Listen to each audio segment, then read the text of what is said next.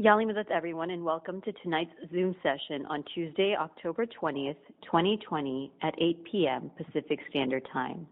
In his lecture tonight, Dr. H will host the topic, The Illuminated Heart, From Physical to Mystical, Part 3 of 3.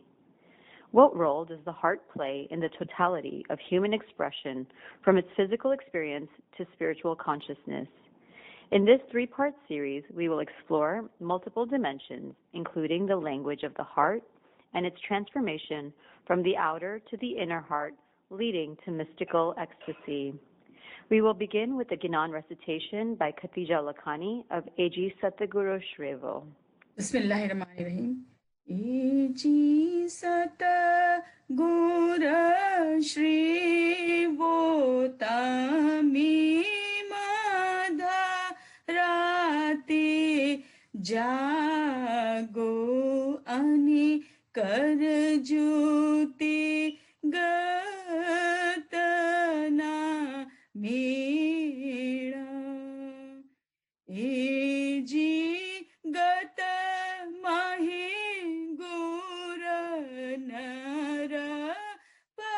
parataka बैठाते पात्र नकलंकीना केड़ा एजी इग्नन महारस पीर भाणा वेसद रधिनता में चेती लियो निसवेरा. Zinda. Kaya Paya, thank you for that beautiful rendition recitation. Without further ado, I would like to ask Dr. H to go ahead and begin tonight's lecture, which is the third part of the three-part series on the illuminated heart from physical to mystical. Dr. H? Yalimadat Sharon, thank you very much for being our host this evening, and to all the co-hosts for being there and assisting, which makes actually this lecture possible. And I'd like to say at the outset to all the participants so that they know it takes meticulous management on the part of the host and co-host days before we are able to present the lecture. And I am personally extremely, extremely grateful for their participation, their feedback, their guidance, their being there for all of us, including all of you, the participants, to help us manage the making up of these presentations week after week. And if there is success in this presentation, it is due to Mola's blessings, it is due to their dedication and their participation and the time that the hosts and co-hosts and all those who are helping that are giving. And I share that wholeheartedly because my heart knows very well that this would not be possible if they were not there. So on behalf of all of us, we thank Sharon tonight and all the co-hosts and hosts who are on other days, and all the work that the time that you take to prepare for these lectures week after week. May that blessing always accompany you every day, every breath, in all that you do, and may that blessing bring you barakat. Thank you again. Tonight's lecture, as Sharon already explained, it is the third part of the illuminated heart. And I have in this lecture, in a sense, a combination of the information that brings into this third part a number of things that I have not addressed, but at the same time, a continuation of some of the points that I mentioned in part 1 and part 2, hopefully bringing them together, which will hopefully give a positive closure to this particular lecture. But before I go there, I want to, first of all, by way of introduction, recognize and say thank you to Khadija Bai for this beautiful Ginan. I say beautiful, I mean all Ginans are beautiful, but I say beautiful Ginan because of the relevance of this Ginan in a special time that this Ginan actually mentions. And you can see that this Ginan says Sadgur Srevo Madrate. The Ginan is marvelous because it is a Ginan that is composed for the early morning forms of dedication and prayers. And let me just say a few words so that you see the relevance of it. You know, this Ginan, when it speaks about this key word, Madrat, and it says Srevo, and it says Sadgur Nesrevo Madrate. This word Madrat is sometimes taken literally by people to mean midnight. But the word Madrat, though colloquially may mean midnight, but this time of Madrat is not midnight. In accordance with the mystical dimension in the Ginan with respect to this time, Madrat is actually the period between 3 to 5 a.m. I repeat, Madrat is the period between 3 to 5 a.m. And between that period of 3 to 5 a.m., 4 to 5 is the special time that you know. But 3 to 5 is actually the whole period known as Madrat. Now, why is that so? Well, there is a certain grace and mercy in this mystical time, and truly it is a mystical time. And let me quickly just give you the punchline without going into the whole history. So what I am going to say to you now, not only is it in the hadith of Holy Prophet Muhammad sallallahu alaihi wasallam, it is also in a holy teachings and farmans of our beloved 47th Imam, and our beloved 48th Imam also. And what do they say? The teachings that we have regarding this mystical time, our beloved Imam very clearly, very emphatically, so does the hadith, mentions that at this time called Madrat, every single day, there's an angel that comes from the sky by the command of the Lord. And that angel is actually asking in a most emphatic way, the word used is pukar, and says, is there anyone who is awake? Now remember, that is the time that most people are probably in the best hours of their sleep. But here the angels comes at that time and say, is there anyone who is actually awake? And then the angel actually says, is there anyone who wants their mistakes, their sins forgiven, which is not being forgiven? Is there anyone who has any wish, any desire, any aspiration that is not being fulfilled?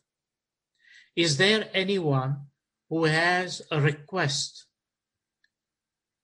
that I can take to the throne of the Creator and have your request, have your aspiration, have your desire fulfilled by the order and command of the Lord? If there is anyone who is awake with these requests, make it known. And as I have mentioned, two imams have mentioned this, including a hadith of the Holy Prophet. And you can imagine the power that is ingrained into this particular time known as Madrat, between 3 to 5. And it is indeed such a powerful time, because this time of Madrat is a time that opens up the gates. It's a mystical time. It opens up the gates of grace. How so?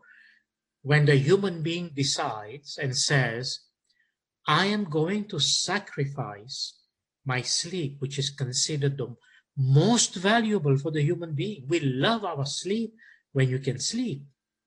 And to get out of that sleep is not an easy task.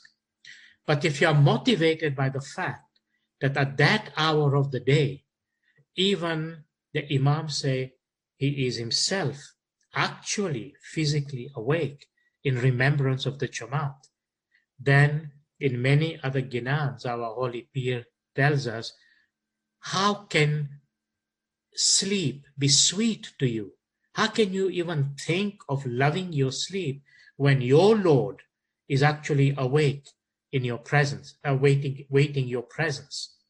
And then this Ginan that Khadija Bai recited also refers to the fact that this Lord, not only is he awake, but he's also present and awaiting for you. And the beautiful titles that the Holy Pir use in this Ginan, he says, he is Nakalanki Patra. To explain this idea takes a little time, but I make it simple. Naklanki refers to one who is the purest or the pure and completely and totally sinless. And Patra refers to he who is himself the manifestation, the living presence and living manifestation of the Holy Nur. And this divine being, who is Allah's Nur manifest, that you can see, that you can gain blessings from him, that you can gain grace and mercy from him. This being Naklanki Patra, he is present before us, and most certainly at this time of Madrat. So this is shortly the sense of what this Ginan is. Now, why is it relevant? Because if one really understands the brief observations I made about these parts, then you will see as we go along how this presence is also within us, within the heart. Now, let me share my screen, because I want to bring to your notice the couple of aspects that we can relate to. And since today is a third lecture, and as I say, I have to, inshallah, try to finish it more with Mullah's blessing. So we are going to go even deeper into this Ginan that was recited during the course of the last two parts, and we made it kind of our theme Ginan. And you know this Ginan already, but I want you very specifically today and very concentratedly to look at the meaning again, because today, in addition to the other two lectures that I gave, will make even more sense from the perspective that I'm, inshallah, with Mullah's blessing, trying to share with you some of the practical, pragmatic, connecting points, so that you can make this idea a part of your daily life. And you can see here, Holy Pir Shams sallallahu alaihi wasallam says that in the heart worship the Lord, and the heart is the abode of the Lord. In the heart resides the Lord himself, and it is in the heart he, the Lord, gives didar.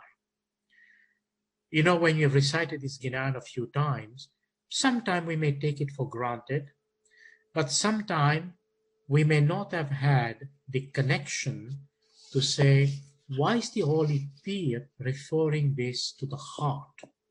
And I know in the first two lectures, I have mentioned a few things. So let me here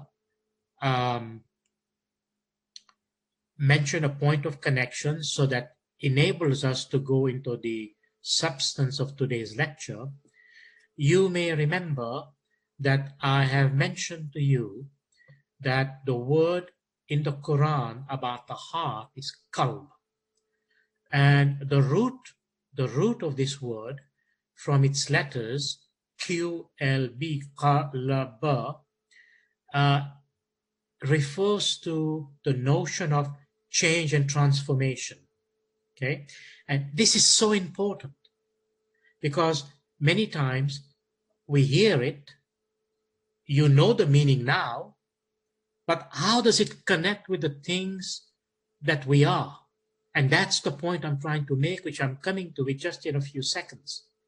So the other point I mentioned to you, that one of the names of the Creator, one of the names of God in the Quran is in fact Muqalib al-Qulub, that is the transformer of hearts. Okay, so don't lose these thoughts, because if you lose them, you'll miss the connecting point. So change and transformation on the one hand, and the Muqalib al-Qulub, that is the transformer of hearts. And I mentioned to you that also Ibn Arabi, who is certainly revered as one of the most celebrated and respected mystics in Islam, Ibn Arabi, he also has used the word taqalub from the same root, which actually means the constant transformative power that is in the heart. Okay, so these three aspects are very important if we are to understand what actual research has indicated to us about the function of the heart. So let's look at it. Let's look at it so that we have a perspective on that. Now remember, I mentioned to you also, just by way of contact, if you can see my cursor, yellow cursor, look at the heart. It's pointing upwards. And I mentioned to you, the pointing upwards is the pointing of being heavenwards, or pointing towards heaven, not towards the ground or towards the earth. And that is very significant in the human body. Now, in order for me to set the scene, I need to explain a few things so that we can be on the same page in relation to that. So right now, I'll stop sharing my screen and back to your video. And let me just explain to you certain important perspective about the research that is done about the heart. But before I do that, I do want to tell you, it is very extensive, number one. And a lot of this research has been published in peer-reviewed journal like the American Journal of Cardiology and other medical journals that refers to the kind of research related to the relationship between the heart and the brain and other functions of the body. And then there are other papers, scientific papers published by many different institutes related to this heart research. Now, I have to tell you respectfully, the literature can be very technical and can also be and it's also very extensive because of the application based on this research for the well-being of people. So I have selected very narrowly ideas that connect to what I want to present to you this evening, both in the interest of time and in the interest of information. And at the same time, your request that is constantly at the back of my mind to ensure that I'm able to present to you the information in a simple, absorbable way, inshallah, and in a way that you can relate to it without having to really knock your head against the wall and try to make sense out of it. So I hope you will forgive me the simplicity of it, because the complexity is not going to serve our purpose, even though everything that I said is supported by what I have just mentioned in terms of the actual research. Now, the point of me doing this is, when I finish this part, is for you to be able to see the connection within the context of our faith. That is the point. You have to see this connection in the practice of our faith and how we in our tariqah, we view this whole notion about worship that comes from the heart. And you've seen the Ginan, so that gives you the base. So now let's dive into this ocean. So what is this heart intelligence? As I've mentioned, recent discoveries have found the heart possesses its own intrinsic nervous system. Okay, so if you think about the heart, it has its own nervous system of sensory neurons, and this nervous system of the heart that is constructed of these sensory neurons, it can feel, it can learn, and it can remember. And that aspect of the heart that has got the sensory neuron is called the heart brain. So that is one aspect to know about the heart, that the heart has got its own brain. We call it heart brain. And then the intelligence, processes, and information that is in the heart exists independently of the head brain. Are you following me so far? So there is a heart brain here, and there is a head brain. But the information, the intelligence of the heart brain processes that information independently of the head brain. Now let's see some of the repercussions of that.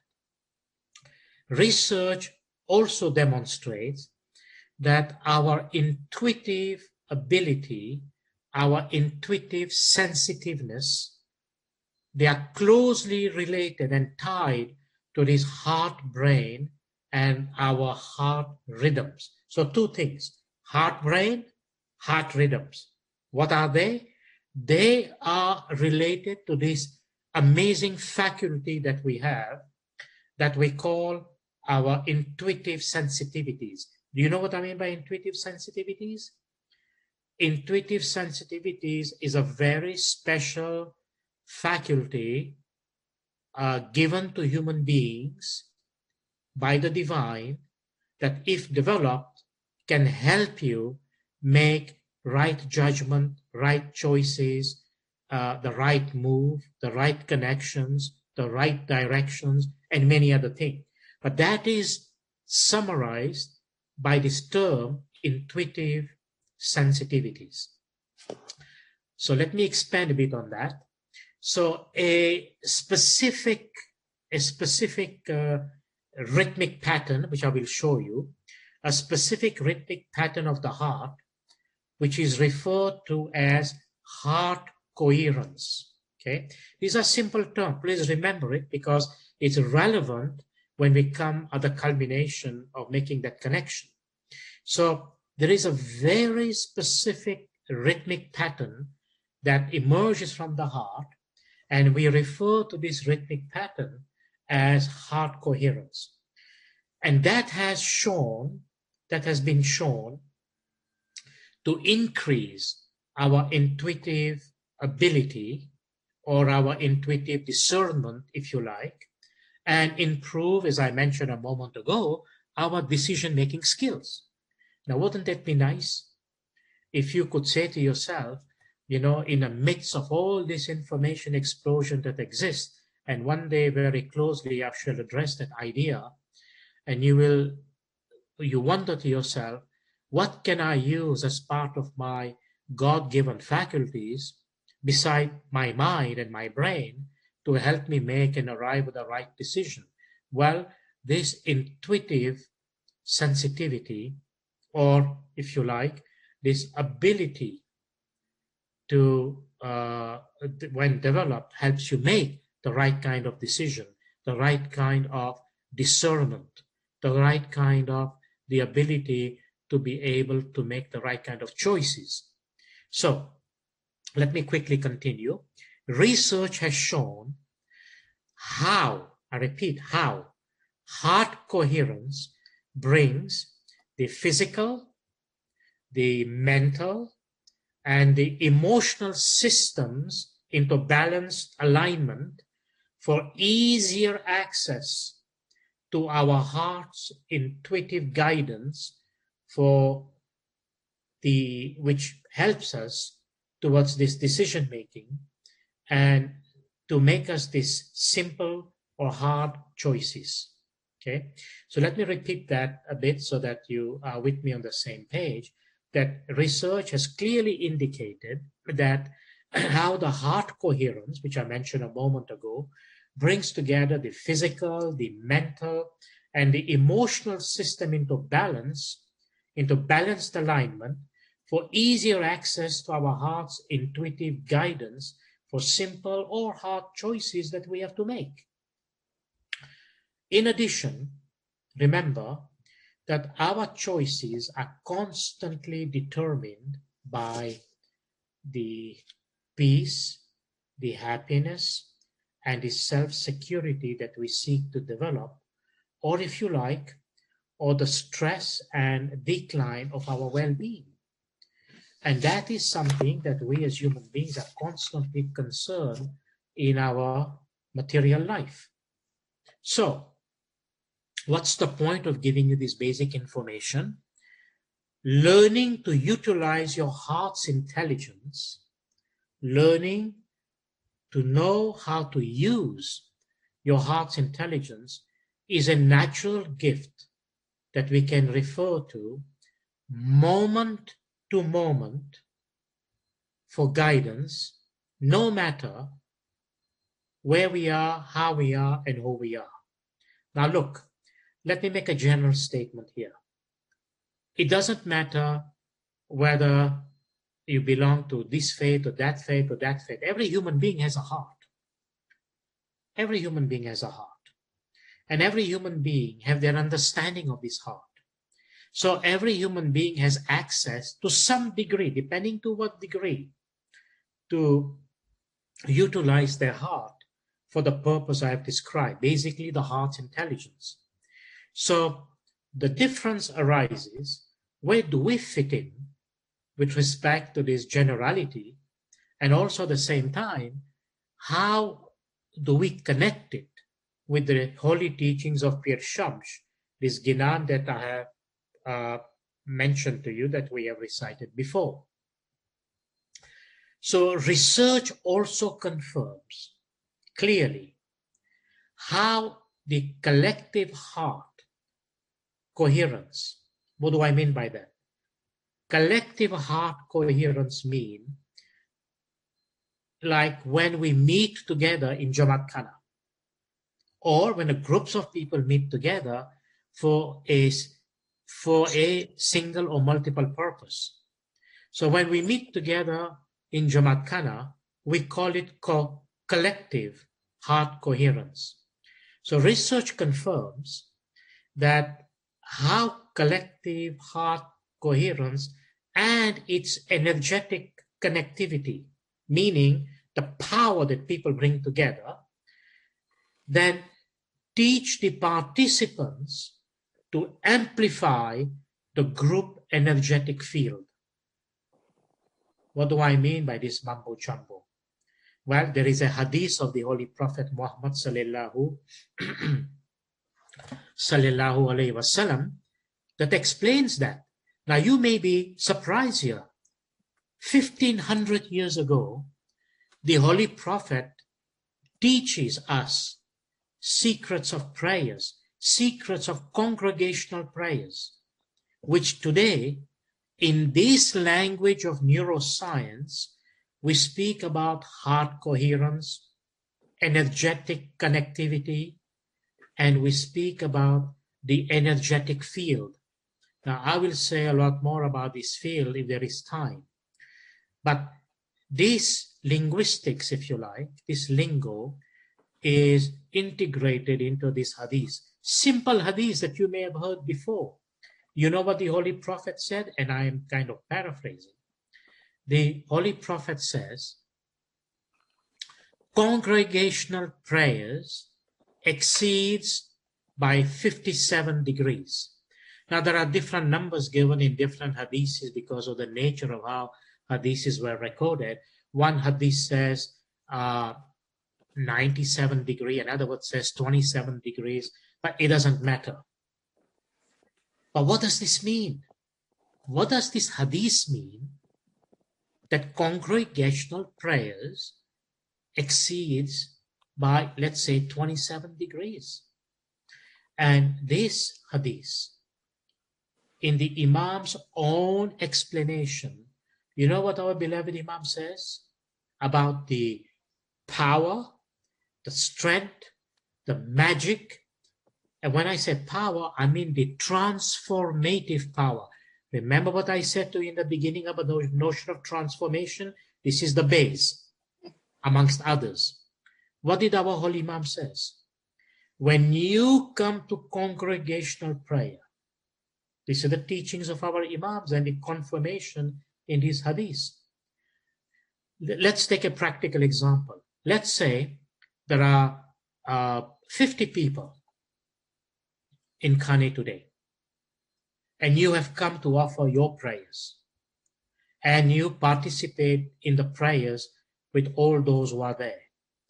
Guess what happens? The prayers of all those people collectively is added to your own. Imagine that. Imagine the transformative power that those prayers would have when you are present in that congregation. So you can see that these, though the scientific basis of it is quite well measured and quite well documented today, there is a basis to these teachings in our faith. It's not simply a way to tell people things without any sense of being and in a sense of benefit. So that's one thing. Then, let me continue with the explanation. So the reason I gave you this hadith, remember, is to illustrate to you the notion of collective heart coherence when people get together. Now you can see the meaning. And the energetic connectivity, meaning the power when people connect with one another, and how the people who are together into that kind of activity, they amplify the group energetic field. And this field is a real field. We live in it, we participate in it, and Mola willing, I will try to explain in a simple manner what we mean, what this field that is out there. And by the way, in case those of you who are more technically minded, this field, it's actually the field that quantum mechanics validates. We call it the quantum field. And you know, this is not just one field. It is an amazing, amazing understanding that we have about the various fields that creates all kinds of effects. And I shall give you some example shortly, but the idea is to remember we live into this field and we contribute to this field. So I'll come to in a second about that. So the heart's intuitive guidance can help us navigate through these changing times with more emotional stability, more emotional poise, along with connecting us to our higher choices and untapped potential. Wouldn't that be nice? Now remember when I say that our heart intuitive guidance, that has a specific meaning to us, because we in our tariqah, we are not separated from the faith that we practice. That includes the function of the heart itself. And you know, in the first two lectures, I've said many things which I don't want to repeat because the time is going to be against me, but hopefully you remember. And I have mentioned a couple of things at the beginning of this lecture. So let me just add this for your information. There is a global awareness. There is a global awareness that more hearts and higher consciousness is needed to solve our societal problems. But that's a subject that we may take up at some point in the future. So just to wrap this part up, the collective, the togetherness, the potential of collective heart coherence. What do I mean by that? The potential of collective heart coherence and deeper understanding of the intelligence of the heart is that we can co-create a heart-connected world and a better future. How does this apply to us? What do I mean by this word, collective heart coherence? What do I mean by the word, deeper understanding of the intelligence of the heart? And what do I mean by the notion when I say we can co-create a heart-connected world and a better future? All of this that I've just said is stated by Mola Bapa to ourselves. You know what Mola Bapa says? Unity. You know what Mola Bapa says? Unity in the family. Unity in the Jamaat. Unity in my global Jamaat. Even though we are a pluralistic Jamaat, which is a strength, but how do we keep this unity? Do you think, let me just say this to you, do you think unity is simply an idea, a philosophical idea, just a social idea? No, unity has a real basis when it comes to the heart. Remember, one of the meaning related to qalb, the heart, it is the center of our being, and it is that part of our being that integrates, that puts everything together about us. Now, if the heart is the center of our being, and it integrates, and it is holistically integrated, and remember what I said a moment ago, that how does the heart intelligence integrate our thoughts, our emotions, our intelligence, you know, the body, mind, spirit formula, so to think. That is unity inside. But now, with respect to our spiritual brothers and sisters, which our Imam guides us, what does he say? Unity. Where is this unity going to come from? Just a thought? Just an idea? Just a philosophical thinking? No, it has to be real. And that is why I mean by this collective heart coherence, meaning everybody has to have this knowledge to understand that we have to create this coherence with our heart. And I'll show it to you in a moment what implication that has. And when we are able to create this heart coherence with the deeper understanding of what this intelligence implies, then we will be able to co-create a heart-connected community of unity and a better future. And also remember, this notion of unity is Islam's fundamental principle. Remember? Tawheed. You can apply the concept of Tawheed in this understanding of this intelligence. Now, let me share my screen again so we can come to the practical aspect of it. And so you can see, so that was the Ginad, remember, about the heart and all the connections that our peer is making related to who is in the heart and what happens in that heart. So let me just expand my slide. And I mentioned to you, the heart is upside down in the body, like that. Now look at these facts. I had to script it because I want you to be able to read it and also understand certain important things. So I said to you something about the heart intelligence. Now, what is this part all about? This part is about how the heart-brain connection works, okay? So here, first of all, we have to acknowledge every moment of every day, our heart is having a conversation with your brain, okay? Every moment of every day, your heart is having a conversation with your brain. So imagine that. Put that into practice. Say, my heart is having a conversation with my brain. And you know, when this conversation takes place, 90% of the traffic is from the heart to the brain, and only 10% is from the brain to the heart. But you know what? I have to say something to you here.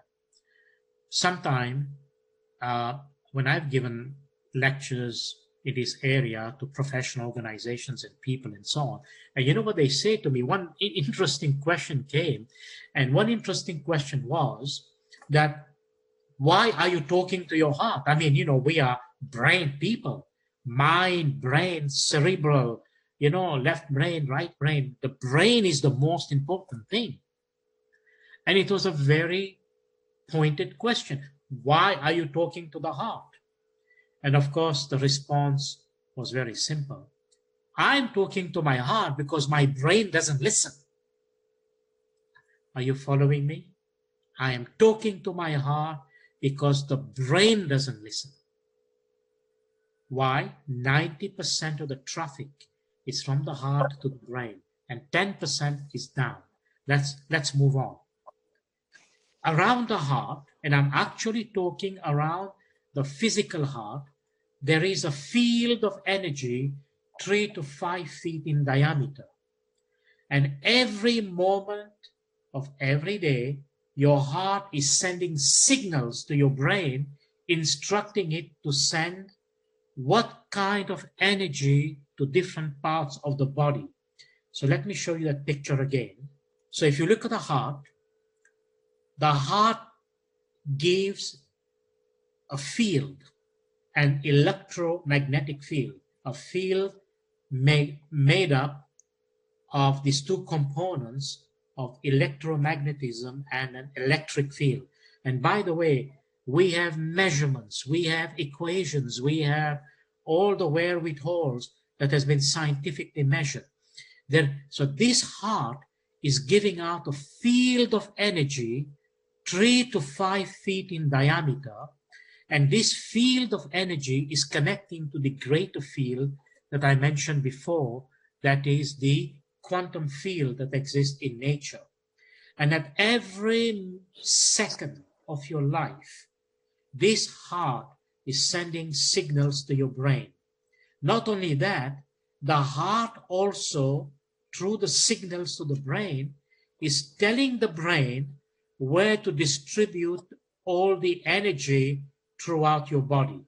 Okay, so this is what I meant by this statement, that every moment of every day, your heart is sending signals to your brain, instructing your brain to send what kind of energy to different parts of the body.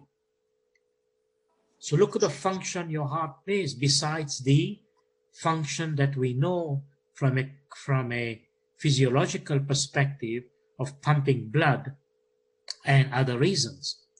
But remembering this notion of pumping and the notion of heartbeat is becoming increasingly important. And I'm going to demonstrate that to you, at least by this information that I'm giving you.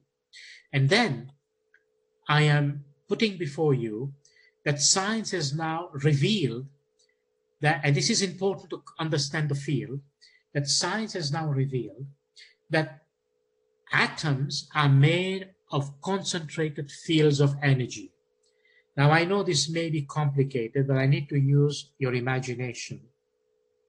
You know, for a long time, we thought of atoms to be particles, and we assumed, you know, what the atom was. There was a nucleus and electrons go around it, and we knew that the nucleus is made up of the neutrons and protons at the center.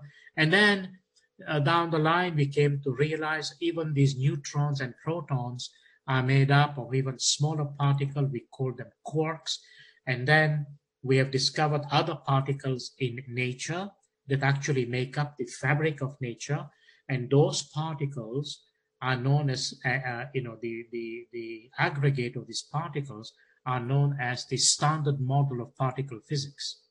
Now, you see the word particle, I'm only giving you these names because I want you to understand something deeper. All these 12 particles in the standard model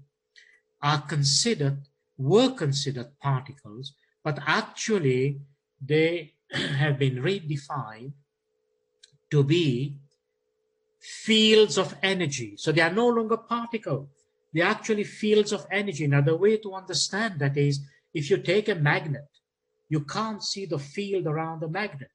There's a North Pole and South Pole, right? But if you bring two magnets together, you can feel the attractive or repulsive force of the magnet. And this field around the magnet is indeed the field that emanates from within the magnet, and it has its own definition without going into the technicalities. So what we have done is increase the understanding that the material substance that we deal with around us is made up of fields of energy, because this is how atoms are being redefined. So when you look at an atom and you look at the periodic table that we have, and we have 118 elements today to that periodic table, every one of the atoms that we know is a concentrated field of energy. Later on, if you're able to dip a little deeper into this understanding with Mola's grace and mercy, you will understand a deeper aspect of this. So our hearts, coming back to the heart, are the strongest bioelectrical and magnetic field generators in our body. So if you take the human body, the whole human body, the heart generates the most powerful bioelectrical field. And our hearts generate a greater and stronger electrical field than the brain itself. You know, the brain has thousands of electrical activities, as you know. That's why when we measure activities in the brain through EEG, and the EEG functions that we're able to read of the brain, and we can see the beta wave, the alpha wave, the theta waves, the delta wave, and now the gamma waves, and what they actually represent in terms of states of consciousness, and we measure that through the electrical activity of the brain. This brain function, which generates this electrical activity, is very weak compared to the heart. Why? Our hearts are 5,000 times stronger magnetically than our brain. Do you see the power that comes out of the heart, the signal that leaves the heart and goes into the brain? They're 5,000 times stronger. So our heart literally has its own brain, as I mentioned earlier on. It's called neural intelligence. And when the signals being sent to the brain are at an optimum frequency, remember this, the signal from the heart that goes into the brain from the heart, when they reach an optimum frequency, that's when one reaches an optimum state of coherence throughout the body. Okay, now this is very important to understand because I'm going to show you just in a second from, if you like, a bio-spiritual point of view and a neuro-spiritual point of view, the connections. So I just look at this information again. When signals being sent to the brain reach an optimum frequency, then that's when and when that reaches that optimum state, we have coherence throughout the body, not just heart, brain, but throughout the body. Now, here comes a part of this conclusion before I show you one couple of other slides and explain them. Remember what I said just a moment ago? That even atoms are considered concentration of energy fields. So if you change the field of energy in which these atoms live, you change the structure of the atom. It's a logical thing. If atoms are concentrated field of energies, and if you change the field around it in which this atom lives, then you change the structure of the atom. So you can change the field electrically or magnetically. And that has a huge implication in understanding how we achieve this brain, heart, and holistic coherence of the body. So our hearts are the strongest bioelectrical and magnetic field generators in our body. Our hearts generate stronger electric fields in our brain. I'm repeating this information because it is fundamentally relevant in the way I'm going to explain the remaining pieces. So if you look at the EKG of our heart, then it is 100 times stronger than the EEG, the electrical information that comes out of our brain. Okay, there were different levels of measure. So what can we say? So it is the electrical signals or frequencies generated internally that influence the brain on how much and where to send energy to different parts of the body. Why am I telling you this? Because when I describe the spiritual component of this, you will understand what this energy means. But at least at this point, I am telling you from a biophysiological point of view, and from the way it has already been measured scientifically, that it is the electrical signal or frequencies generated internally that influence the brain on how the brain and where the brain will send the energy to different parts of the whole body. Also, our heart literally has its own brain. I've mentioned that. And it is called neural intelligence. I have to repeat that because I want you to make the connection between these 2 points. So, new meaning to the role of the heart as its direct, how it directly affects human performance. Now, what science has revealed in the electrical signal frequencies that the heart sends to the brain, it is the brain, by receiving these frequencies, releases and triggers the brain to produce the chemistry into the body. Okay, so the key understanding, the heart-brain relationship, is the electrical signal, the frequency. So bear this in mind, okay? Because the spiritual part is connected to this electrical signal and this electrical frequency. So when the signal being sent to the brain are optimum frequency, that's when one reaches optimum state of coherence throughout the body.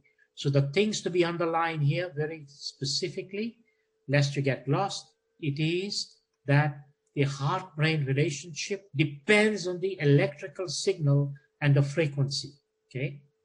Now, look at this graph, okay? What is this graph? This is a graph that speaks about the heart rate variability, the heart's rhythm.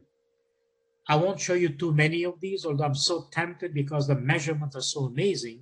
But this is a heart, the heart rate variability, measuring the point here that you need to take home is the beat to beat changes in your heart rate, which change with every beat, Now, as you look at this slide, which is this graph basically shows a 70 beat per minute. What is it that we can say about it? But it is changing with every beat. Imagine that. The heart is changing. Look, I am saying these words and I hope that you can make the connection with the beginning. I mentioned the word transformation. I mentioned the word change. I mentioned the word integration. Remember those concepts? I'm reminding them of you here because we are coming to the crescendo, if you like. This graph shows this heart is beating at 70 beats per minute. But it is changing with every beat. This is a key point. It is changing with every beat. And what was discovered when we make this kind of measurement, and remember, in this particular case, let me tell you, the research on these, hundreds of them, have been published in various journals, and I consulted the American Journal of Cardiology, and in that journal it has been reported that the beat-to-beat changes in the heart rate creates a pattern, and it is the pattern of the heart rhythm. Remember I mentioned that before? It is the pattern in this heartbeat rhythm that is informing the brain. So when you are thinking about heart-brain connection and how it actually happens, the heartbeat that is beating beat to beat creates a certain pattern. And it is this pattern in a coherent way that sends and informs the brain. And look at this graph here, okay? This is the heartbeat, and this is its graph correlate. So let's just take, this is the rhythm, by the way, that I'm saying. This is the rhythm. So look at now this particular aspect. So heart rhythm patterns affect mental performance. Simply to say, look, this, if you can see my cursor on screen, incoherence inhibits brain function. But when it is coherent, it goes straight into the medulla where blood pressure and the autonomic nervous system is regulated. And then it goes straight into the amygdala where emotional memory lies. It goes straight into the thalamus, which synchronizes the cortical activity, and it goes straight to the thinking brain, to the cortex. This is the coherent heart signal. So, heart signals affects the brain centers involving the emotional perception, decision-making, the ability to self-regulate, and intuition, right? Let me show you one more. Look at this one here. Look at this blue one right in the bottom. It shows heart rate, and it is coherence. It is coherent. Why? Because it's promoting optimal performance and builds resilience. In other words, when the heart rate is coherent, it facilitates brain function coherence. And look at the heart rate when it is incoherent. So this is the coherent at the bottom that is incoherent. Look at the pattern. Look at the rhythm. You can see coherence is that rhythm in the bottom, and incoherence impairs the performance, amplifies energy drain rather than building resilience. So this kind of pattern in the brain inhibits brain function and incoherence. Now you may wonder, this is good technically, but you see, this is the pattern of a heart that has all those negativities we have been speaking for weeks. This is how that heart functions. When it is full of stress, negative emotion, negative thinking, when the heart is so stressed with so many other things, it is incoherent. It impairs the performance and it amplifies energy towards drain. Very fundamental understanding. And that is when you have a coherent heart, and we will be speaking right now what that coherent heart actually is, then you will have the answer. Perhaps one more for you to understand. By the way, this is a diagram of an experiment that was made, and to show that if you are following my cursor, the individual on the left is in a coherent state. The one in the center, on the upper center, is in a coherent state. And the person on the left is in a coherent state. And they were all connected to a data recorder. But the person right at the bottom here, he was not and is not and was not in a coherent state and did not know what is going on. But he was also connected to this recorder. So before he came to be connected to this data recorder, his heart rhythm was incoherent. But when people of coherence, through this data recorder, was connected to him, his heart became more and more and more coherent with the others.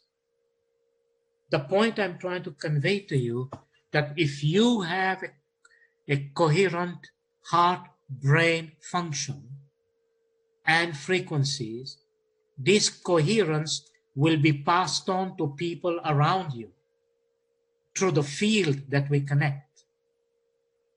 And this is an example of our heart's magnetic field. And here you can see when there is frustration in the heart, frustration, anxiety, and all of that, look at the incoherent signal. But when there is appreciation and all those positive virtues, there is coherence. Okay, now these are true actual measurement from the ECG frequency spectra. Okay, and last one, I don't want to bore you with so many slides, but this is known as the Schumann resonance. I won't say much more about it other than there is this frequency known as Schumann resonance that we have discovered in physics that exists in nature, and it beats at a certain frequency. And when the human heart is in coherence, it beats, it creates coherence with the ionosphere that envelopes this Schumann frequency. The point I'm trying to make you, that if we are human beings living on Earth, we can create this global coherence because we as human beings have decided or are deciding to have this unity. Now, the reason for me to tell you this, you remember the Diamond Jubilee logo? Mola Bapa says human beings have come from one source. They come from one divine soul, from one soul. This is it. The Schumann frequency creates that holistic connection. I will speak about it in some other lecture because it has great relevance for us.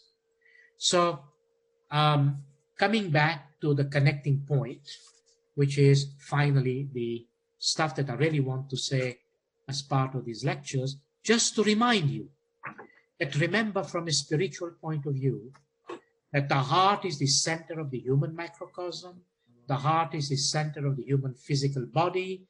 The heart is the center of the vital energies. Remember I mentioned about heart-brain coherence and how the brain can trigger the distribution of energies. The heart is the center of emotions. The heart is the center of the soul.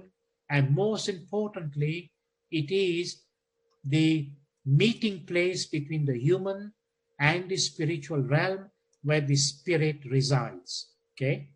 Where the spirit resides. Now, why is that so important? Let us see. There is amazing mystical information, spiritual information, what I would say inspiration, we call knowledge at the level of the hakikat and marifat related to the heart. And I said it is so extensive that it is not something that even in many lectures that can easily be covered.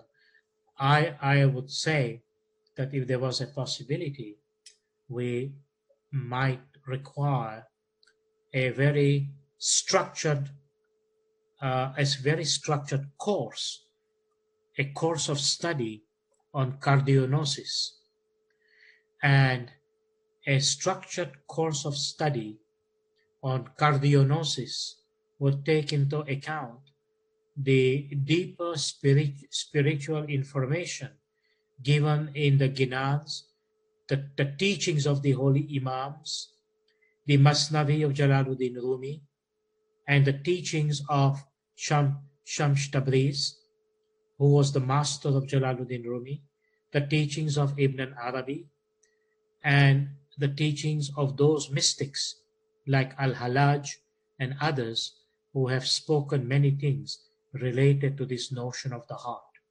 Now you can imagine just this much, if we can do this much, as a course of study in cardionosis to try to understand really the deeper implications of what Pir Shams has said in the Ginan would be marvelous. But it is not a practical possibility at this moment because it requires organization and it requires a projection of that.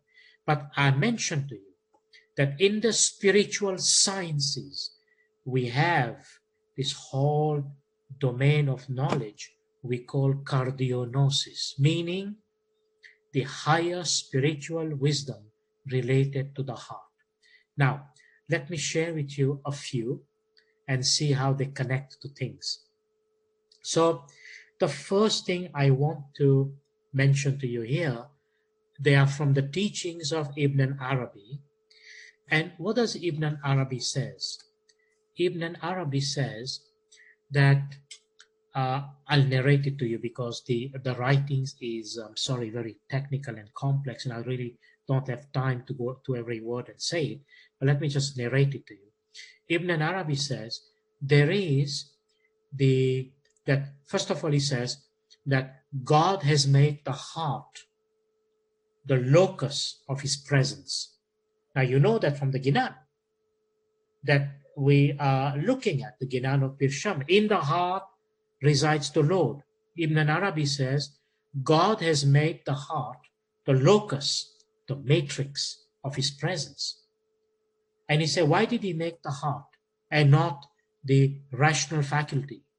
Because only the heart can eventually gain knowledge, meaning this higher spiritual wisdom, meaning this gnosis, meaning this divine knowledge. Because why? I'm coming to that in a second. But not the mental faculty, because the mental faculty is a tendency to lock itself into one channel. The mental faculty has no ability to give that expansion because it draws. You've seen the evidence I've given you. It's information from the heart, but it can only relate to it in a very narrow channel. So I use the word narrow channel because it is just explaining that. So what does Ibn Arabi says about the heart? Now listen to this, okay? because this is so important and making connection with the information I presented to you. Ibn Arabi says that, do you not see that the heart lies between the two fingers of the All-Merciful? So imagine that, if you can. So Ibn Arabi is asking the question, do you not see that the heart lies between the two fingers of the All-Merciful? Question mark. Then look, then it says, that which causes it to fluctuate is only the All-Merciful. So he's talking about the heart, and he's talking about the fluctuation of the heart. He says that that which causes the heart to fluctuate is that which causes it to fluctuate is only the All-Merciful. No other divine name enters in upon it along with the All-Merciful. Ibn Arabi has been very direct. He says, you know what? If the heart is between the two fingers of God and the fluctuation of the heart, it's Him. It's Him. It's the cause of it. No other reason exists for that fluctuation. And then he says, this name gives to it only what it possesses in its own reality, and His mercy embraces all things. So this is a verse in the Quran, quote unquote, embraces all things. Surah number 7, verse 156. Then Ibn Arabi says, hence, you will not see anything in the heart's fluctuation which leads to distress, that leads to chastisement or punishment and wretchedness, unless there is a hidden mercy along with it, since the heart lies between the fingers of the All-Merciful, who causes it to fluctuate. The heart lies between the fingers of God, and all the fluctuations of the heart is caused by the All-Merciful, who actually causes it to fluctuate. Now, we come to some really important analysis here. And in the context of this analysis, I don't know how deep to go, but the evidence I showed you about the rhythm of the heart, how the heart achieves this coherent rhythm, and through the input data that comes, and when the data reaches the level of the heart, either intuitively, intellectually, rationally, or other means, how this heart changes its fluctuation. Remember, I described to do that graph. Every beat to beat, the heart is changing. Now, here comes the point of connection. Here comes the point of connection. That every beat is the All-Merciful that is creating that beat. Why? In the heart resides the Lord. In the heart, worship the Lord. The heart is the abode of the Lord. And it is in the heart that He's going to give you that spiritual illumination. Remember, we are speaking about the illuminated heart, because that source of illumination, which is the All-Merciful, is in the heart. So at this point, you ask yourself two questions. Have you allowed the All-Merciful to be in your heart? Now, I'm being very specific. Now, this is very, very pointed issues, and you might say very brutal and harsh knowledge. And the knowledge is either you have the all-merciful, the one whom we call Al-Rahman, Al-Rahim, because in the dua we said that, right? Bismillahirrahmanirrahim. And remember I told you before, the Bismillah, the letter Bay of the Bismillah refers to Mawla Ali sallallahu alayhi wasallam, meaning the Nur of Allah. So have you allowed the all-merciful, who is the all-beneficent and the all-merciful, to be in your heart? Question number one. Now in posing that question, what am I saying to you? Is it all that stuff that exists in the material world of which we live in actually flooded your heart? Or are you in a state whereby you recognize these material things, but actually they are not attached to your heart? Because the formula that is given to us is, it's either you have the all-merciful that is in your heart, or you have not. And if it is not, it is something else. And the second question that needs to be asked, which is of course the practical question. And what is that question? That question is, so what conversation is your heart having right now with your brain? Right now. What conversation is your heart having with your brain now, or at any time during the day and the night? What conversation is taking place? I hope you can see the relevance of this, that when we talk about an illuminated heart and we have knowledge that every beat of this heart that's creating coherence, it's actually the sign of the divine presence. Mola Bapa is present in our heart. And I will give you that link just in 1 minute or so.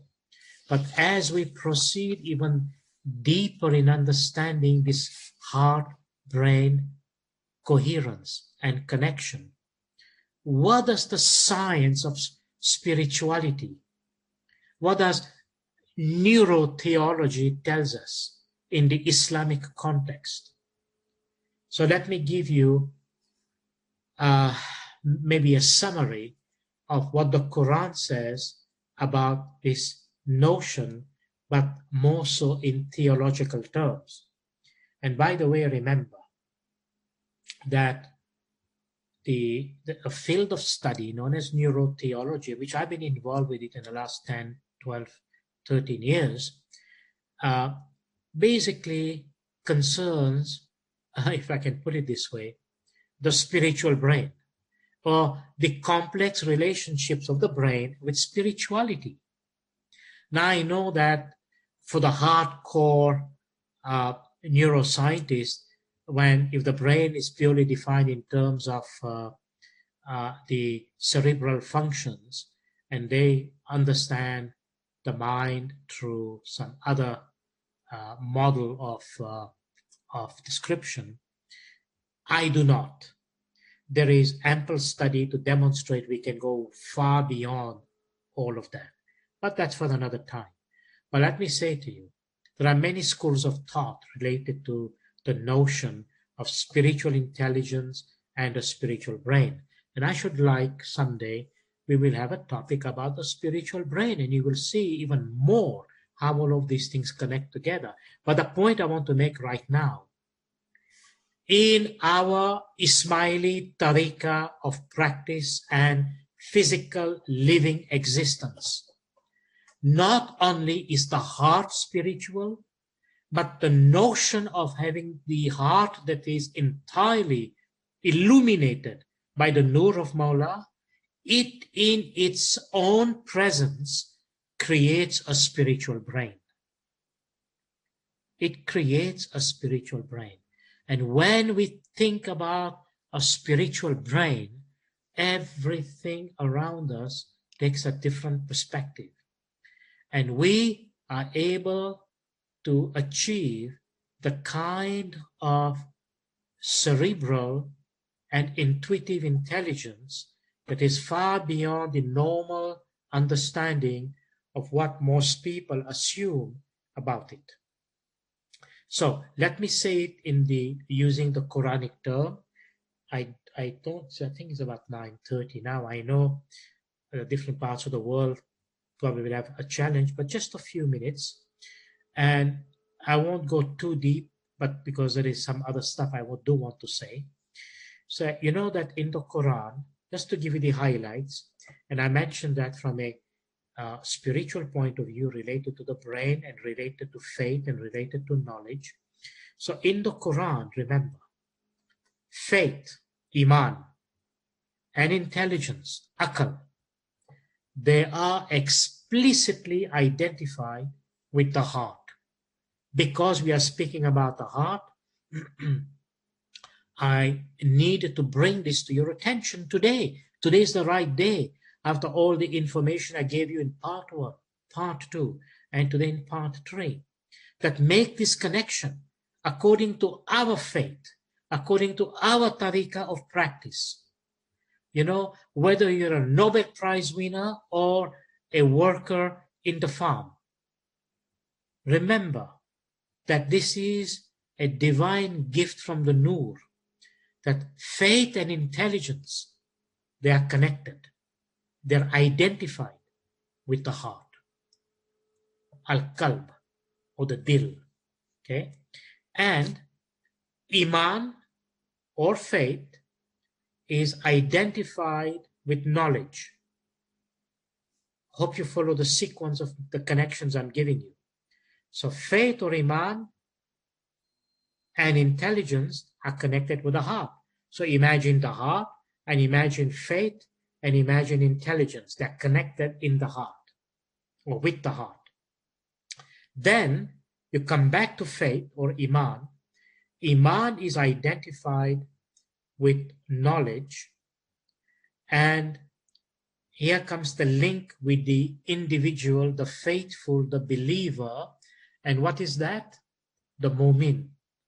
A mu'min means he who has faith, right? That is the meaning of the word mu'min. Even there is one of the attributes of Mola Bapa's Nur in the attributes given in the Quran. It's called Al-Mu'min, referring to the Nur. But this attribute applied to the faithful, to the believers as given in the Quran, Al-Mu'min or the Mu'mins refers to the one, means he who has faith. He who has faith refers to just that ability. So now, what's the link? What's the connection? So who is a mu'min? A mu'min is therefore, by this logical linkage, a mu'min is therefore he who has knowledge which illuminates the creature and transforms him. Do you see the connection with the notion of the heart about the change and the transformation and what does qalb mean and so on? And how the individual mu'min, the person, has been given this trust and this responsibility. So we are speaking about from a totally spiritual point of view, but articulated through what the actual physical heart manifests, right? So a mu'min, this is our tariqah I'm talking about. This is Ismaili Satpant Dharam. This is the way in which our holy peers have basically defined the mu'min from the spiritual science of cardionosis, that the mu'min is he who has knowledge which illuminates the creatures and transforms them. Therefore, we have the notion of the illumination of the heart. Now, there are other aspects to it, but I will not take it today, and because it is enough what I've just said. But this definition of being a mu'min who possesses knowledge and illuminates others and transforms them is a fundamental function of who we are in our tariqah. That means we, the mu'mins of the Imam, the faithful who follow our Satpant Dharam, this is the expectation that we have. A mu'min is he who has knowledge which illuminates the creature and transforms it. But first and foremost, you have to transform yourself. If you cannot be transformed, how do you transform others? And that is where our tariqah comes in. And let me give you some of the connecting point. Okay, and I will basically narrate it to you so that you can make that a simple equation within yourself. So think about this. We are looking for the kind of knowledge that brings illumination and that will transform us so that we may, in our turn, bring others of our tariqah into that illumination and transformation. Before I start the explanation shortly, let me ask you this question. And let me say this to you. Whether you are 7 years of age, or whether you are 77 years of age, or whether you are 97 or 107 years of age, we who are the followers of the Holy Imam, and we who have recognized this holy Nur of Maula Bapa in our tariqah, which is the Nur of Allah, and which Maula Bapa has told us in no uncertain term that the human being is Allah's greatest creation. And one of the purpose of education and knowledge is to study and understand deeper and deeper Allah's creation, which includes, of course, the human component into that creation. Are we going to make an excuse to say, no, we are not going to be a channel of knowledge and transformation? I'm not saying to you, go and take a degree, take a diploma. Of course, that would be nice. People of all ages do that today, if they have the means, the ability, the time, and the wherewithal to do it. But that is not what I'm referring to. I am referring to the fact that once you have some knowledge about the faith in this regard, and I'll speak to you about it in a second, then you have an obligation to transmit, to take this knowledge to friends, relatives, family, people that you know who can benefit from this knowledge. It doesn't mean you have to be a philosopher. It doesn't, this is Imam Sultan Muhammad Shah's words, alayhi salam. You don't have to be a philosopher. You don't have to be a scholar, but you can be illuminated. And let me give you the points of illumination. So we define a mu'min as one who has knowledge which illuminates the creature and transforms them. So the purpose of knowledge is transformation, meaning in one way bringing heart-brain coherence so that the brain triggers the right type of information in your thinking and of course in your body, and from the heart to your thinking and higher thinking. The first and total transformative, illuminated aspect of knowledge is the holy farmans of the Imam. And let me say this in a different light. I've said it in many different light in the recent past, but let me tell you this. Do you know Mullah Bapa's Farman contains in the Farman. What does the Farman contain? Noor. So whenever you use the word Farman in your thinking, in your logic, the immediate word that is connected to the word Farman is Noor. There is no other word, that's Noor. And then with Noor, you can connect many other words. Knowledge, love, compassion, transformation, and so on. But immediately with the word Farman, whether you have the privilege of reading them yourself, listening to them, when Farman is being read, turn your attention directly to it. Listen to it. Because it is Noor. And when you listen to Noor, remember data coming in. This is data in words coming through our rational faculty and permeating our understanding and then sinking at the level of the heart. Who lives in the heart? You heard the Ginan. It is the Lord who lives in the heart. So whose words are you listening to? His words.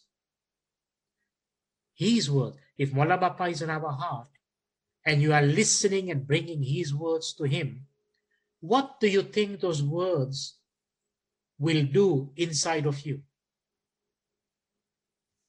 This is not simply a question to think that you are philosophically inclined to appreciate it, or you think psychologically it makes a lot of sense. Let me tell you, the very fact you recognize that. Remember what I said about the meaning of faith. Faith and akal are connected, meaning in terms of your faith, in terms of your trust, belief, in terms of your iman, which is connected to the akal, to this reason, to this rational faculty, and the higher aspect of your intelligence, the buddhi, the higher intellect, which resides in the heart also. And Mawla is in the heart. And you are bringing Noor based on his words. That will create this magic transformation. And that will take you to a level of understanding unknown into your experience. Illumination number 2. Every single lecture, I repeat the same thing. Recite and learn Ginans. Recite and learn Qasidas. Recite and learn those devotional literature that Imam has given us in our tariqah. Why? Because, remember what I said to you, the Ginans are composed by the one who is the highest in creation. And they have given us Ginan Bolo Nite Noore Bariya. Same thing as Farman, which is Noor, Ginan, which is Noor. And when you take time, you have to take time with love and devotion. And you start with one verse. Learn that verse. Recite that verse, even if you do it multiple times. And learn the meaning of that verse. Make that verse part of your heart. Then see the transformation. We have thousands of examples how this transformation actually takes place in the real life of people and in the Jamaat. Thirdly, third point of illumination. Whatever tasbihs Mullah Bapa has given us, whatever tasbihs, Ya Allah, Ya Ali, Ya Muhammad, Ya Shakarim, Ya Imam Hussein, whatever tasbih our beloved Imam has given us, and you remember what he said? You can take the name of Allah. You can take the name of the Imam of the time. You can take the name of any Imams. You can take the name of Hazrat Ali.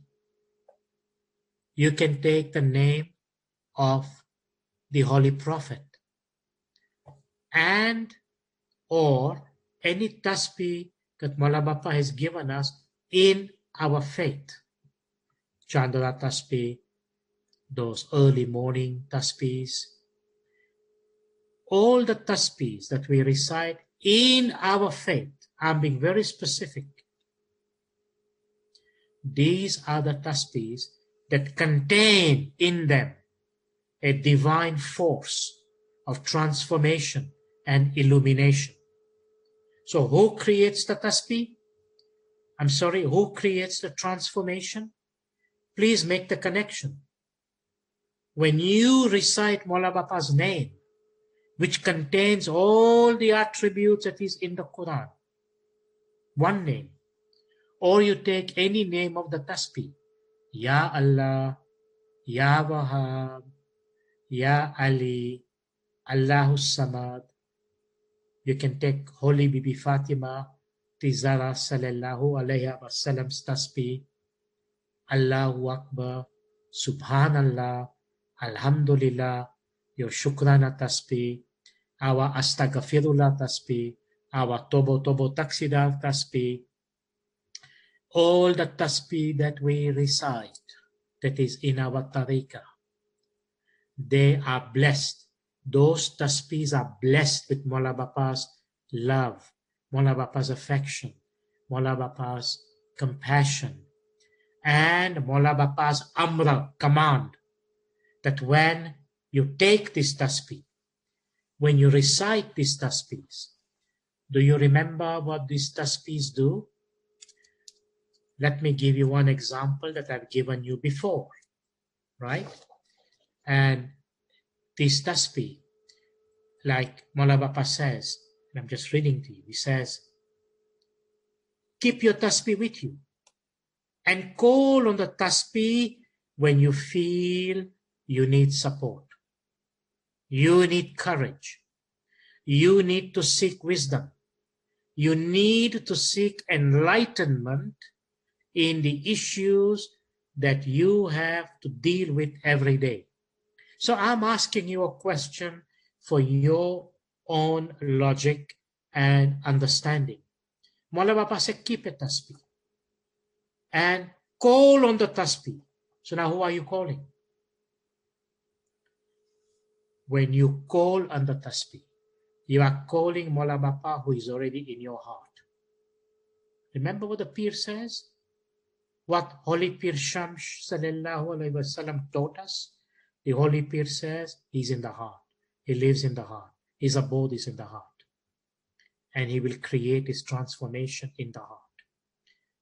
Call on the tasbih when you feel you need support. Think about this. Which human being does not need support today? The whole planet is going through challenges. When you need courage, you know, we get very discouraged given all the things that happens. And when you seek wisdom, when you seek enlightenment in the things that you have to deal with, in the issues that you have to deal with every day. Now, how does this quickly relate? Excuse me. How does this quickly relate to all the information I gave you earlier on about heart-brain coherence? Please put the pieces together. If you are now activating the command of the Nur through Tasbih, through Ginan, through Farman, which contains all these bases of transformation and illumination, what signal will your heart send to your brain, which in turn will trigger the appropriate body chemistry and the signal that comes out to the field out there, and the guidance and help through your intuition that is needed to navigate the complex world in which we live. I am saying to you with the utmost conviction and humility, this is the greatest spiritual gift that Maula Bapa has given to his murids, to make it clear that our iman, our faith, our conviction, our practice of the faith, our way to be in Sirat al-Mustaqim is and are a total way of spiritual enlightenment, illumination, and transformation that can only lead us to absolute and total material, spiritual balance and success. Now, I know it's late, but let me give you one quotation and then we will close. And because this quotation is so important, I hope that you can make the connection with the subject. And our beloved Imam Sultan Muhammad sallallahu alaihi wasallam, he said to us, remember this, but before I read it, let me just give you the remark and then we can close it, that if you understand this, you will know what Maula Bapa is saying about our well-being, our transformation, our elevation, and our illumination. Maula Bapa says, night and day, I am in constant remembrance of all of you. It is my hope that you too will in the same way keep remembering me. Night and day. For my spiritual children, there is forever place within my heart.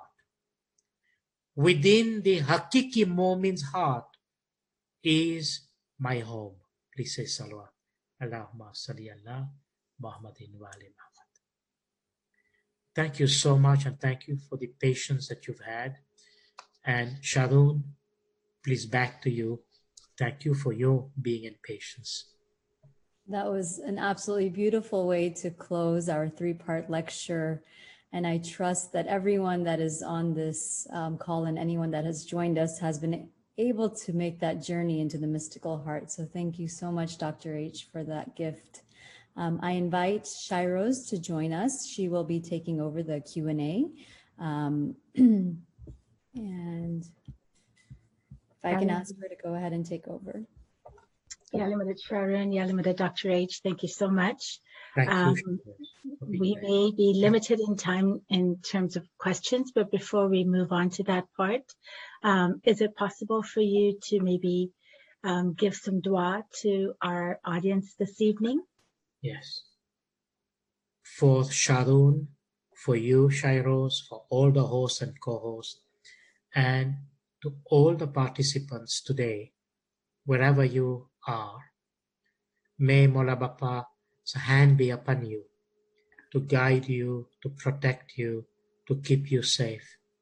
May Maula Bapa give us the ability, may Maula Bapa give us the strength, the knowledge, the illumination, that not a single breath of ours should be without His remembrance, His presence, and that may the barakat of Maula Bapa's guidance and farman creates the cleanliness of our heart, the purity of our soul, and the spiritual illumination and transformation of our hearts.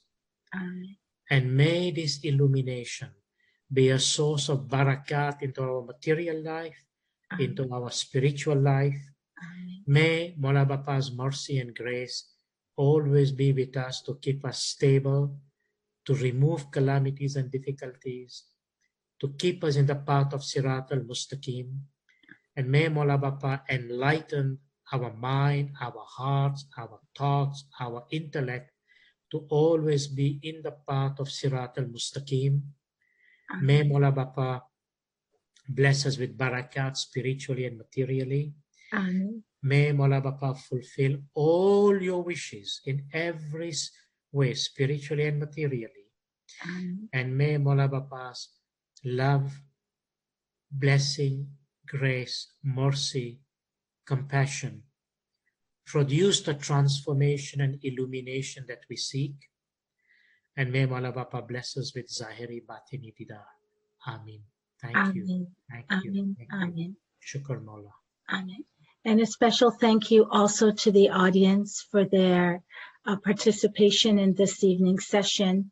Without you, we could not have such a vibrant session, and we appreciate you from week after week joining us for this wonderful lecture series by Dr. HASSAM. Dr. HASSAM, we're tight on time, but I think we could do one or two questions if you're Yes, up to certainly.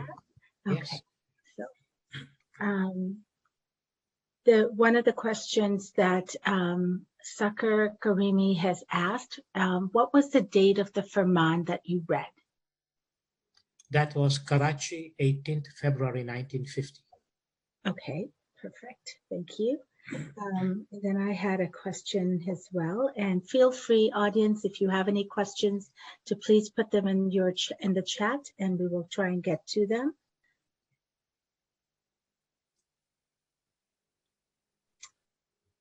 And I had one about the intellect, and it is, how do you explain intellect compared to mind and awareness?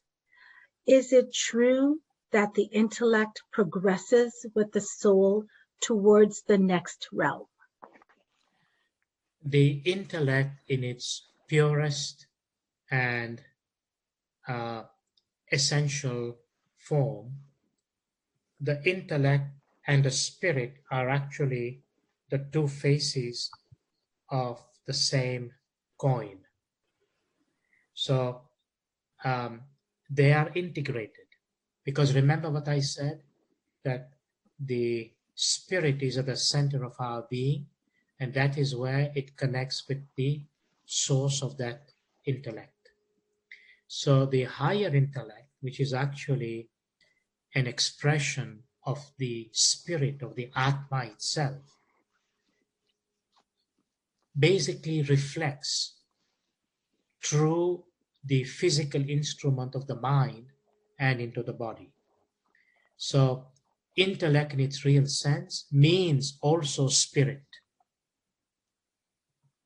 Remember what Mola Bapa said? The intellect is another facet of the faith. So intellect is spirit. It's spirit in action, if you like. Thank you. We also had a question about where does the jiv reside? When we say jiv, you should be very clear that jiv refers to the life force. And the life force is actually one of the templates with the body that animates the whole body. So if we are speaking in terms of the energies that the body receives, it comes from that template that we call pran or pranamaya kosh, which is actually identified as jiv. So this pranamaya kosh is the jiv, and it is, if you like, completely existent in every aspect of the physical body. So one cannot say it is simply one place. It is in every crevices, every cell of our body. Without jiv, the physical body would not having all these activities. Thank you. Any more questions that the audience has for us? We have one from Shahnaz Gilani. What would Dr. H suggest to use to guide any young children who do not practice our religion? Well, the thing is that for any human being, including young children, the idea, the notion of religious practice has to be considered in the context of knowledge and experience. Knowledge and experience. Now, very young children may be limited in the capacity of knowledge they may absorb, but still it can be given to them. Now, it's a tough issue, tough in a sense that the parents may face the competition that if young children are heavily absorbed in their own material component of phones or games or computers and whatever else, as opposed to the practice of the faith, which is necessary and important in our tariqah, and I'm speaking about our tariqah, then I would say that parents need to use a more, I don't know how young these children are, but these parents need to use the very technology that is distracting them to attract them. Let me repeat, the very technology that is distracting them needs to attract them to the faith. Now, for example, if we are speaking about very young children, can you get Mickey Mouse or Donald Duck to say Yali, Yali, Yali? That's it. That is it. And if they can get attracted by that, and they will, and they should because they are in the tariqah, you don't know the magic mechanism, but the fact that you put that mechanism in effect, remember what I said earlier on, who is in the heart? And when you do things like that, how does the heart respond? If that child's understanding and knowledge comes from that source, and then it creates the experience, you can be pretty sure that that child will begin to understand or will begin to react to it. It may not be something that happens immediately, but it does take repetition, repetition, repetition, because the neural connection that we make through repetition makes it permanent. Now look, I'm being extremely fragmented in what I'm saying because of the interest of the time, but the question was very broad, so I'm answering very broadly. But I can tell you that I know of certain teachers who have, for example, constructed modules, technologically speaking, modules to teach dua to younger children. And they have experimented with it in the systems classroom.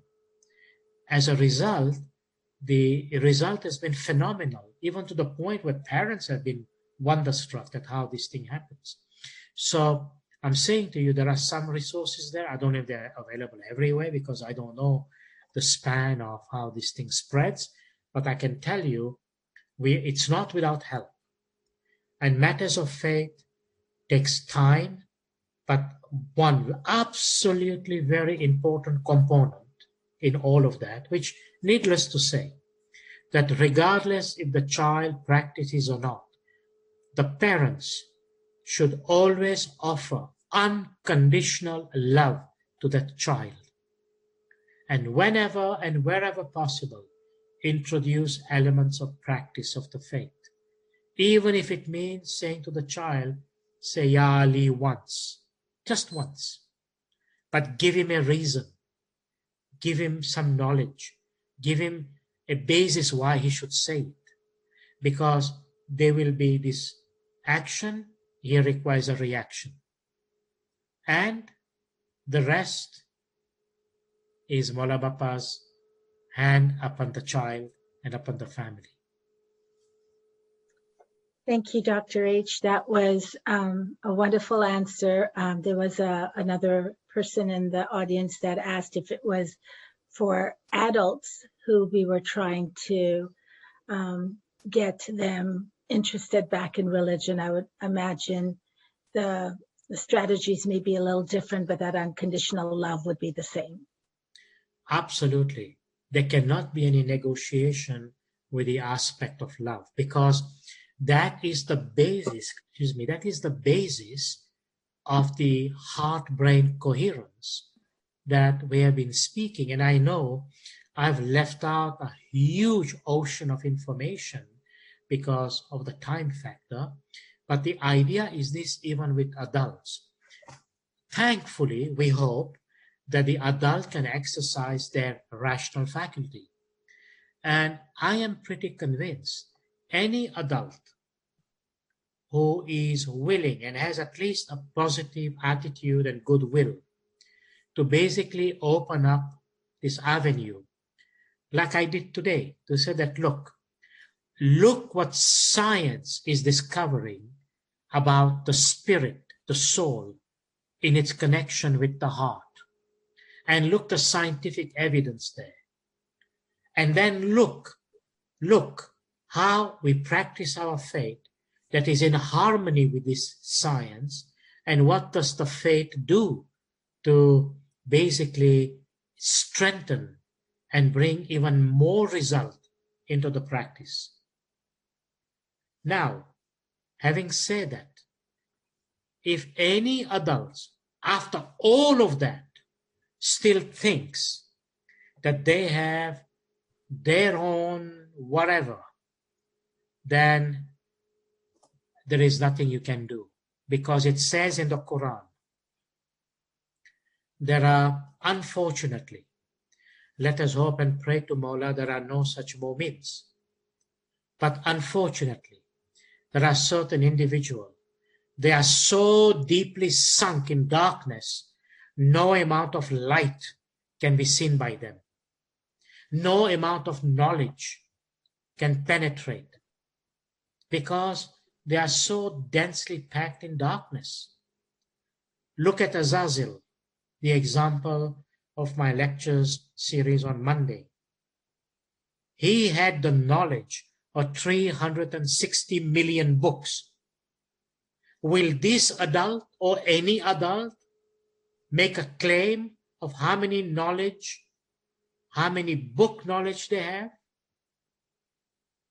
If indeed they care about knowledge, will they say they have more knowledge than Azazel? So I hope the message is clear, that even though you have that knowledge, it's not a guarantee that you think that you can receive this blessing. The point I'm trying to make is to the adults that it's no accident you are born into a Satpant religion. It's no accident that you should be on Sirat al-Mustaqim. It's no accident that you have been given the opportunity to recognize the Imam of the time and practice the faith for the salvation of your soul.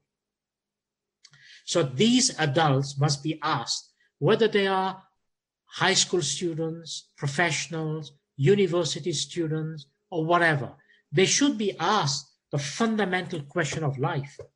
What are you here for? Knowing full well you will eventually have to give up the material world.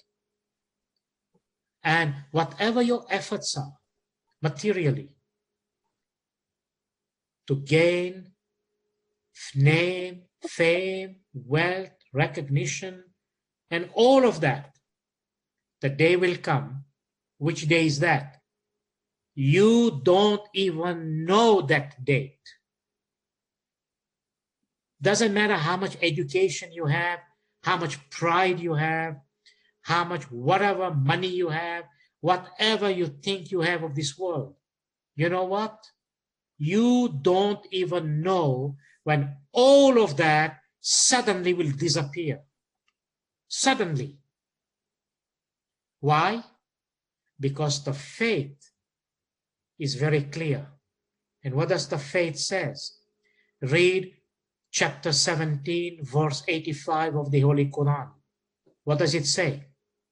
The soul, the spirit is by the command of God, of the Creator. So here we ask these adults, you can control your soul? Can you control your spirit, which is giving you life right now? When the order will come and the angel of death will appear to you and will snatch the spirit out of your body, all that you have worked for, everything that is out there in your material universe will suddenly vanish like a puff of cloud. Then what will you do? Do you have a date as to when that is going to happen? Because make no mistake, it is going to happen. And you know what? It is said to us, go and visit a gravesite, and go and visit the greatest gravesites on this earth, like the pyramids. And what will you notice in there we have found? All the wealth and gold and silver and coins and all kinds of stuff have been buried with those pharaohs. They gone and bodies have rotted, but all that stuff is still there. Why was that put with the pharaohs? You know the story. They thought they could take it with them in the afterlife. No. So I say, in all humility, with all respect, and I say with love and affection, to all people who are facing these challenges, that please use your education, use your thinking, use your ability to reflect that you are not forever into this world.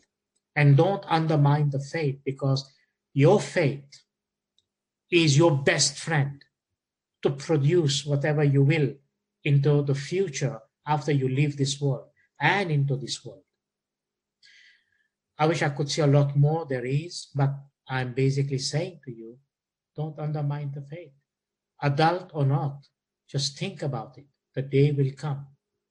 And when you think about that day, think about it every day, because you can't escape, and the day is inevitable. And use your intellect to say, in that case, I must do the right thing. Thank you, Dr. H. I think that's a perfect place to end tonight's session. Again, thank you to the audience. We had about 270 plus participate tonight. Thank you very much. We are sorry we can't get through all the questions in the chat, and apologies to those who raised their hands, but these questions will not be lost. They will be captured and they will be addressed at some point in our Q&A session. So thank you, everybody. Yali Madat, and thank you again, Dr. HASSAM, for everything. Yali Madat, everyone. Mola bless you all with abundance and barakat and blessings. Yali Madat. And to you, Shairoz, Mola bless you with the fulfillment of all your wishes in every way, and all the other co-hosts are today there. Mola bless you with barakat. Amin. Thank you. Thank you. Thank you. Yali Madat. Mola Madat, everyone.